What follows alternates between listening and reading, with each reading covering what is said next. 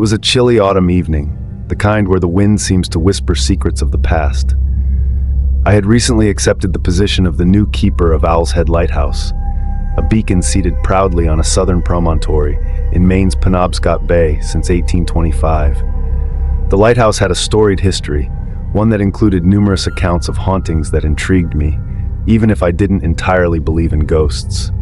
The sun had set, casting the bay in a dim, eerie glow. The old lighthouse creaked with the weight of its years, each sound amplifying the unsettling silence that enveloped the place. I had just finished a cup of coffee, the warmth of the mug fading in my hands, when I noticed the thermostat. It had always been set to a comfortable temperature, yet tonight the air felt uncommonly frigid. As I approached the thermostat, I saw the dial had been turned all the way down. I was certain I had set it to a warmer temperature earlier. Shrugging off the chill, I adjusted the thermostat and decided to check the lighthouse exterior before turning in for the night. As I stepped outside, the cold air nipped at my face, and I tightened my coat around me. The moonlight reflected off the snow, creating a ghostly glow that illuminated the path. I felt an inexplicable pull toward the fog signal building, a small structure near the lighthouse. My footsteps crunched on the frozen ground, and I stopped short when I saw them.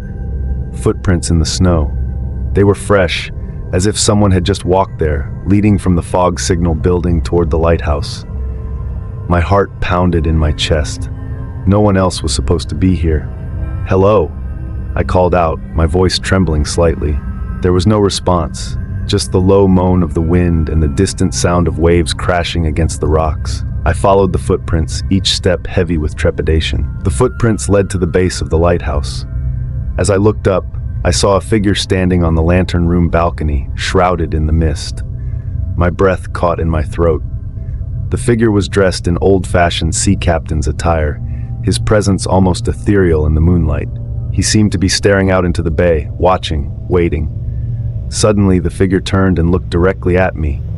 His eyes were hollow, filled with an unspoken warning.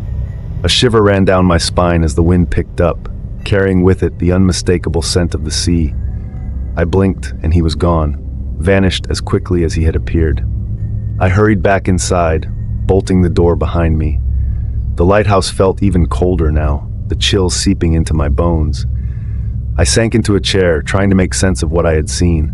The legend of the phantom captain who warned of approaching fog echoed in my mind. Could it be true? Had I really seen a ghost? My thoughts were interrupted by a sudden drop in temperature. I glanced at the thermostat. It had been turned down again. Panic surged through me. I wasn't alone here. The ghost of the old sea captain was real, and he was trying to tell me something. That night, sleep eluded me.